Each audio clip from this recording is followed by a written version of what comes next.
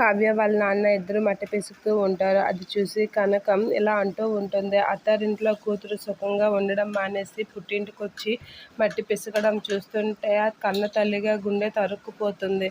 అయినా అది ఏది చెప్తే దాని వెనకాతల తలాడిస్తారేంటండి? మంచి చెడు చెప్పడం తెలీదా మీకు? కూతురు వెనకాతలే తల ఊపుకొని ఊకొడతారేంటి అని కనక మీద అంటూ ఉంటుంది. అలా అని అసలు మిమ్మల్ని అనేది ఇదిలేండి అని చెప్పి కనకం అలా నడుముకుంటూ ఉంటుంది. ఇక కావ్య అయితే కనకం కాసి అలా చూస్తూ ఉంటుంది. ఏంటి అలా చూస్తున్నావు, నేను చెప్పింది ఏదైనా తప్పుందా అనేది అంటూ ఉంటుంది.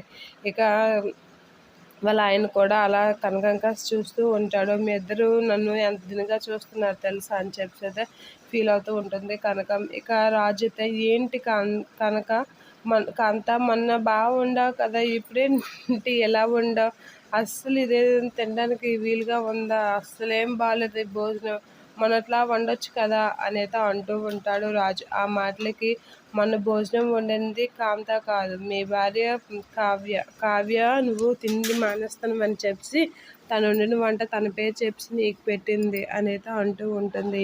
ఈ ఈ కుటుంబం మొత్తం సంవత్సరం కాలం మనశ్శాంతిగా తిన్నారంటే అది కావ్య వల్లే అనేది అంటూ ఉంటుంది అపర్ణ. ఆ మాటలకి రాజు అయితే షాక్ అయి అలా చూస్తూ ఉంటాడు.